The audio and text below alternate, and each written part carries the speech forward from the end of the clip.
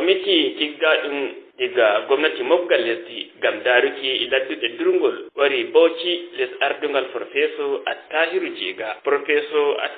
Jega mo yiɓe ngari Bauchi gam humputuki ki gwamnati diwal Bauchi waɗani ɓe senata Bala Muhammad Abdulkadir Kauran Bauchi ɓawo ɗum tiggi komiti ɗin e balɗe saliɗe e Abuja. Ɓawo ɓe giidi e ɓaade gwamnati diwal Bauchi ɓe giidi e giyoɓe ɗum nana dow shanu durgol e ladduɗe profesa Attahiru Jega mo wolwi dow ko waddi ɓe diwal Bauchi bani he.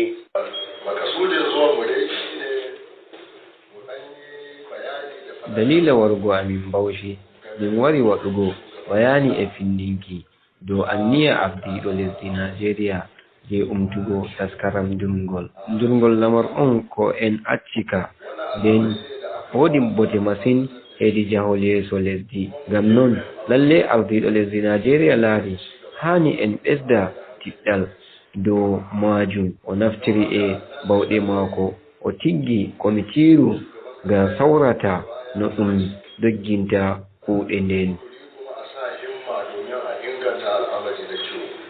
Profesa Attahiru Jega ɗon ɓawo maako gwamnaji diwal Bauchi senata Bala Muhammad Abdulkadir Kauran Bauchi mo wolwi e nder boliɗe maako mo yetti mofgal komiti ɗum gwamnati mofgal lesdi tiggi les ardungal Bola Ahmed Tinubu gam daruki ladduɗe durgol ɗon to mo tabbitini mo okkay mamal ɓawo bije maɓɓutuki hukuma akkilanta ladduɗe durgol e diwal Bauchi ɗon to mo okki umrore gam majum waɗi mo humpiti honorable speaker wato ardiɗo majalisa diwal Bauchi honorable Abubakar Yakubu Suleiman gam mo wara mo nanna gite maako ɗon to ɓe jerti didama ngol to ngol wonna wakkati. Senata Bala Muhammad mo fooɗi hakkilo remoɓe e waynaɓe gaɓe jara hakkilo maɓɓe yeeso gam yiki remoɓe dogga remuki dow gese, hamɓe bo waynaɓe ɓe dogga nyamuki gese remoɓe ɓen. Nda senata Bala Muhammad Kauran Bauchi nder ɗemgal Hausare hankuma.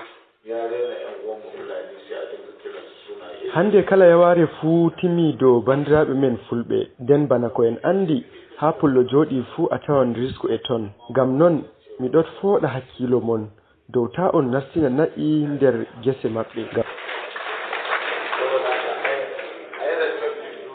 Ngam non ko moye hokka bandum hakke muɗum nden hanayi ngam a latti lamɗo ko arɗo ko jami'ijo gwamnati aɗo andi nokkure nde ngol burtina'i on sai a nanga a sorra ngam woɓɓe rema mawri e ton. Hatoy on giɗi waynaɓe tokka?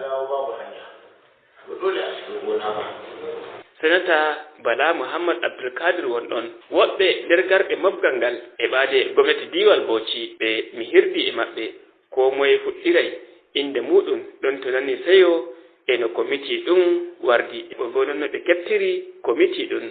Inda Hajara Umar daga kungiya kusan Enebo wuro Jauro min gari min keɓti gwamna Bauchi min nani jawabi wa ina min getti bo min gaɗi murna e ko mo wi'i dow fulɓe e ko mo wi'i dow mo hoccay mataki ɗum wo'ina ko ɗum waɗanta fulɓe.